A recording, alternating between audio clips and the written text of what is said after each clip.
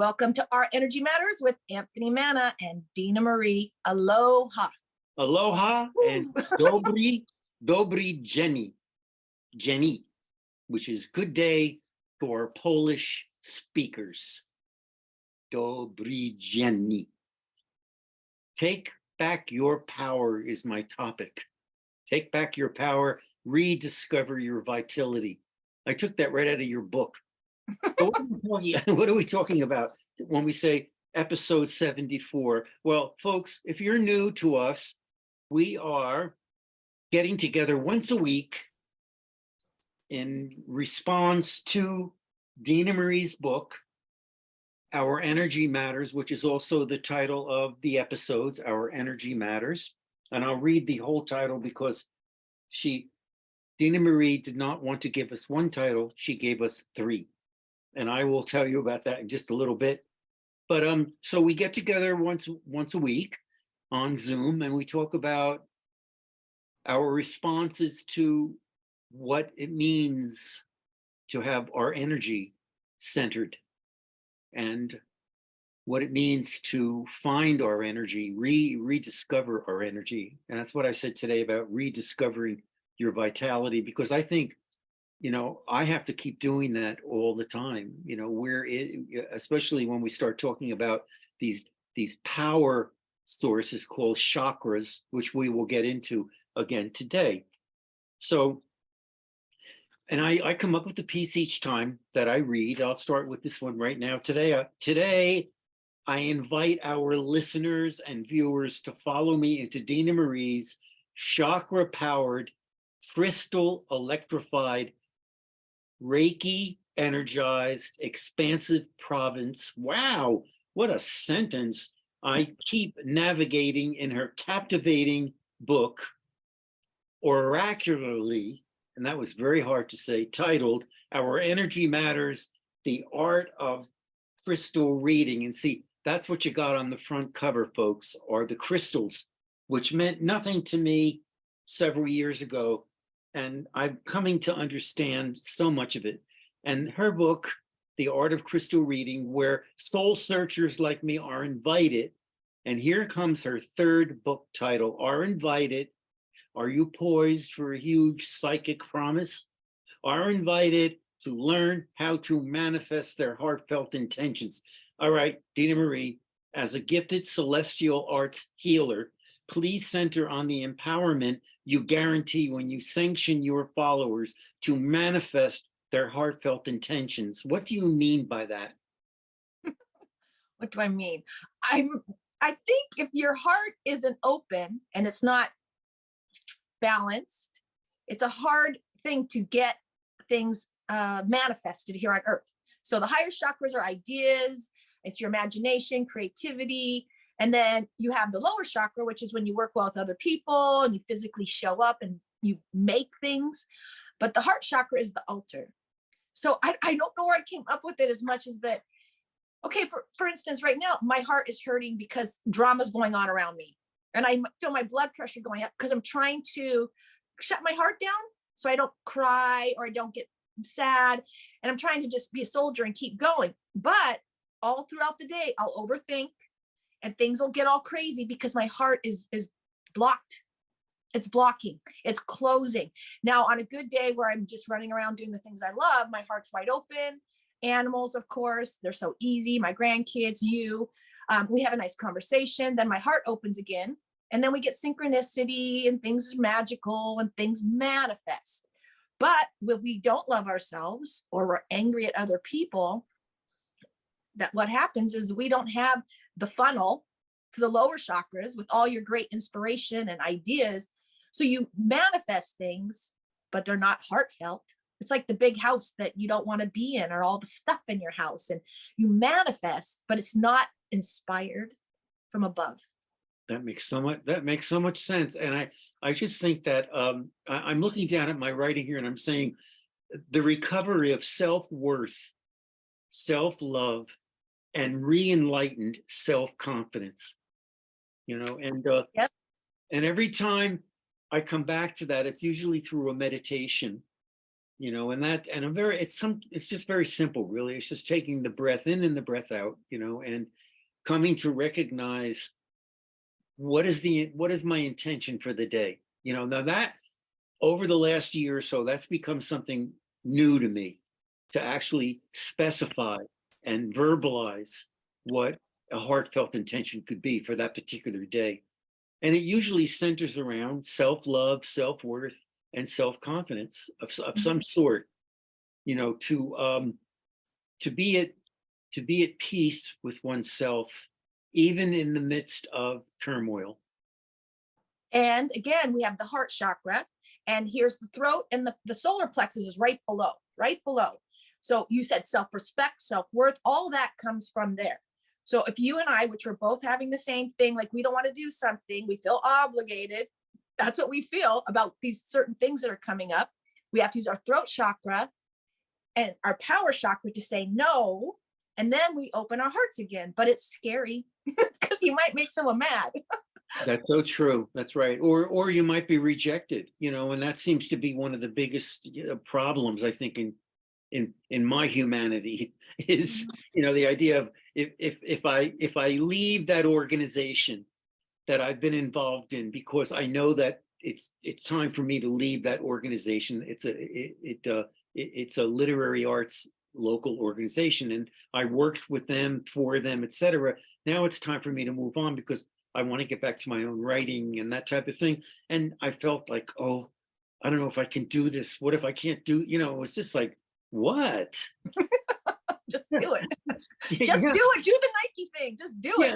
Yeah. I mean, it's just, what's the problem? I mean, what are they going to do? Fry me, put me out in the cold, And I just said, look, I'm it's time for me to retire from the organization, and then it became so simple. And then the response was so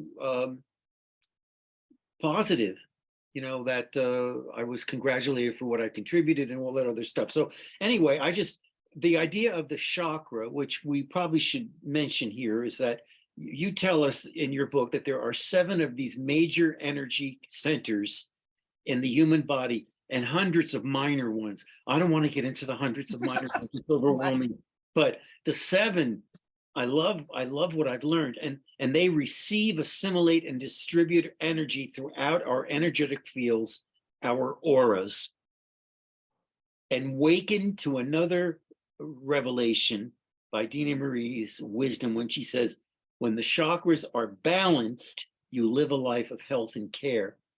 When the chakras are unbalanced, you live a life of dis-ease. Dis-ease, yes. Dis-ease, and I say here, for several episodes of our Energy Matters, I've been traveling with Dena Marie, our celestial alchemist, on the illuminated path that leads chakra-wise through a magnanimous symphony of soul search elements, fathomed on a wondrous scale, from earth to water, to fire, to air, to sound, to light, to thought. And see, I do that on the cheat sheet in the back of your book, because you say here, the chakra cheat sheet. This is when it became alive for me. Although you see this little bit here, that's also all about the chakras and the healing of them through your prescriptions, your remedies. But this helped me a lot because it became very confined, it was very precise. And so in our previous episodes, we've been going through the chakras, and today I want to step over to the 3rd or self-empowered chakra, the solar plexus.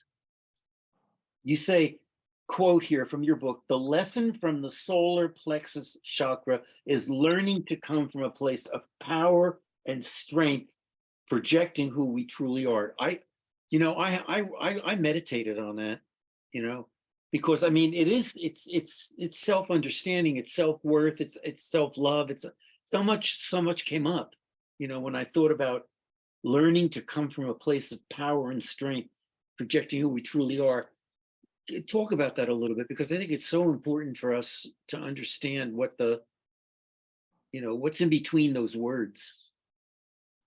I just have to go back to childhood where, I had an uncle and he was a bully. He was a bully. And maybe that's what's going on, having that thing where you're super sensitive and they know that.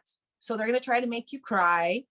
And then, you get out away from your parents, and then maybe you attract a mate that's got the same thing. You keep playing these games till one day you realize you don't want to cry anymore. You don't want to feel sad. You want to feel good about life. And so it was very hard for me to step away from people. And I think I'm being tested again this week. I don't feel good being around them. And it's not going to make people happy if I won't choose it. I'll just distance myself and I won't show up for things anymore. And that means I love myself. My time is precious. Your time is precious. The time we spend together feeds our spirit. I just can't settle for, I can't be with people, even if it's my boss, I'll walk away from a job or get myself fired. I love myself and I can feel my energy now because of my book and because of my healing and the Reiki. I know when I feel good now. Before, if you're always in drama and all your hormones are going crazy all the time and you're watching media and you're angry and then sad and judgmental and all these things you go through, you don't know how you feel when you feel good because you never feel good. So what do? I spend a lot of time alone with Mother Nature. And I know when I feel good. I wake up and I'm like, oh my God, I love my bed. Yeah, I love my life. yeah, And I love that. I love that. It's happening more and more. I have those moments in that darkness, which is supposed to be early morning, and it's private. It's energizing. It's I can do some writing. I can do some thinking. I'll do yoga. I'll work out. I'll work on the tread. It just is a time of reconciliation. And then taking care of myself. It's so important. And because I'm a retired guy from a university, in the past, those years and years and years of running away back into the university to teach and go to meetings and do research and all that stuff, and now I have this ecstasy, really, in so many ways, of having those quiet moments. It's very enlivening. Where is the solar plexus chakra located? so you always know this one is right below the heart. It's in your stomach, not your abdomen, but you're right there where your stomach is. And you know it when somebody's angry because you kind of do this.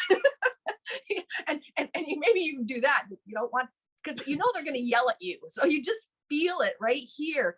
And people, when they have a big solar plexus chakra, they're usually angry, controlling. They're the bullies. They are the bullies. And if you're running around having a good time, like a kid with your heart open, they see you and they'll come over. And I've had girls hit me from behind. I've had people shove me just out of the blue because I was full of energy, and they knew it, and they were going to make sure that I cried. Yeah. And that's how you know the solar plexus. And the solar plexus, when it's really healthy, it's you driving 2 hours to your dance class. Yes. And when it's me, it's like the song's playing. Oh, you'll love this. Friday, I went out to listen to music. Haven't been there for 13 years.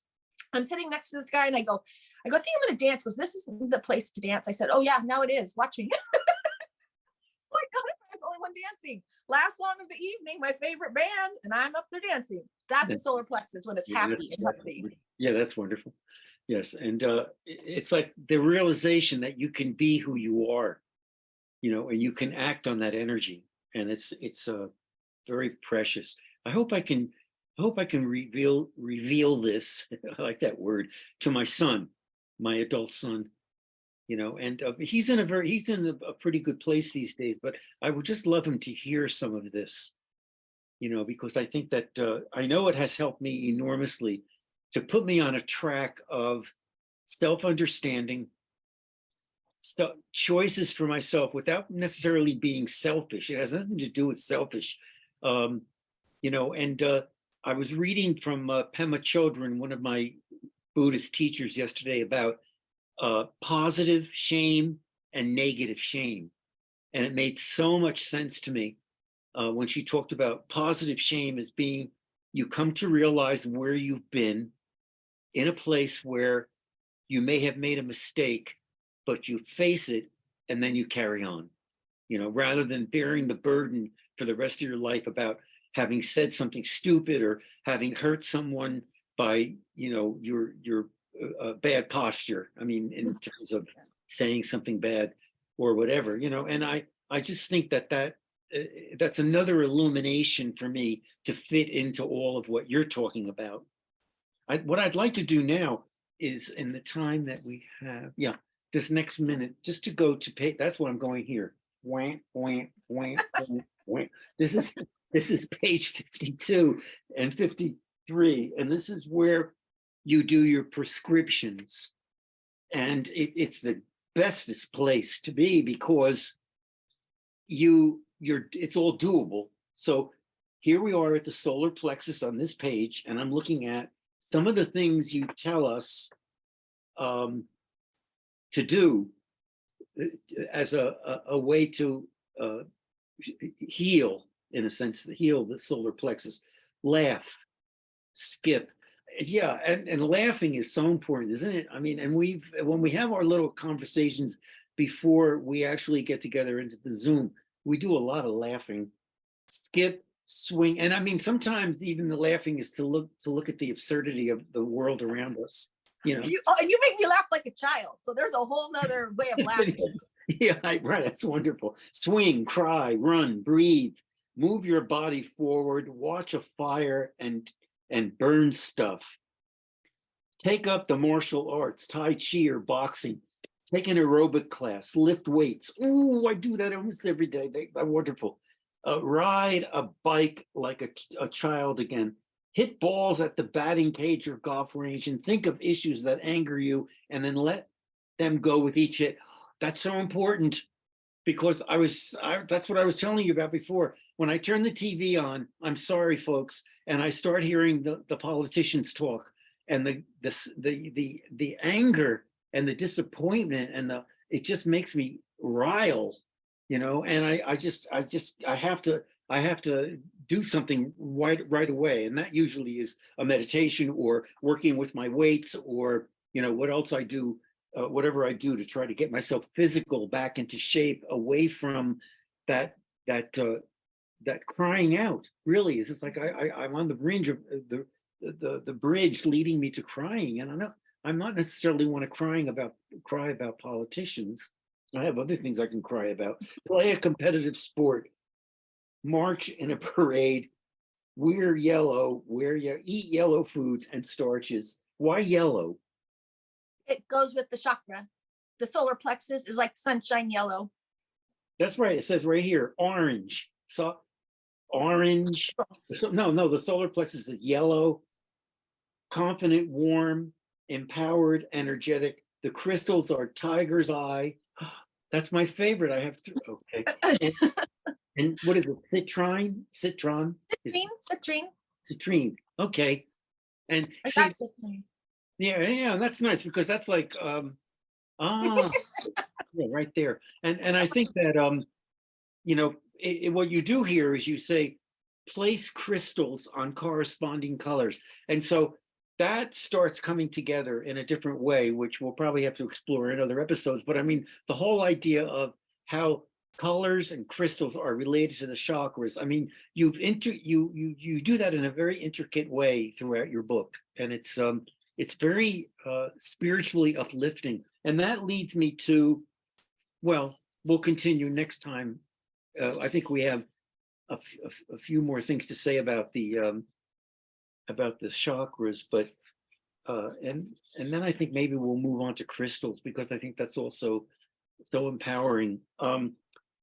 And I say, folks, if you want to move closer to Dena Marie's wisdom, then listen to her weekly radio show, Lift Your Spirits, on 1150 AM KKNW. I have been a guest on that show, and it is truly uplifting your spirits. And there's always not always, but often there's a musician, a poet, a philosopher, and it goes on and on. It's just a great place to go. Her website is dena-marie.com to find out more about her. She's also very active on Facebook.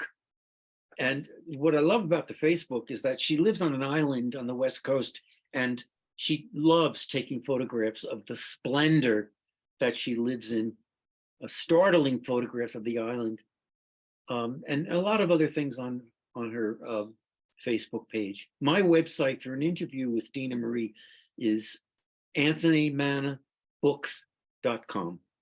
And also, if you go to the website, you'll go to the media section, the Podbean podcasts, to see an interview with Dena Marie and an interview with a lot of authors, poets, etc. Because my website is a lot about reading and writing, getting kids, teens, and new adults to read and write and come into a sense of themselves through it. So that is until the next time. Thank you, everybody, for paying attention, staying with us for these certain minutes. Okay. Thank you, Anthony Manna. You're amazing. And you are amazing too, my dear. Love you. Bye-bye, And love you. bye-bye. Bye-bye.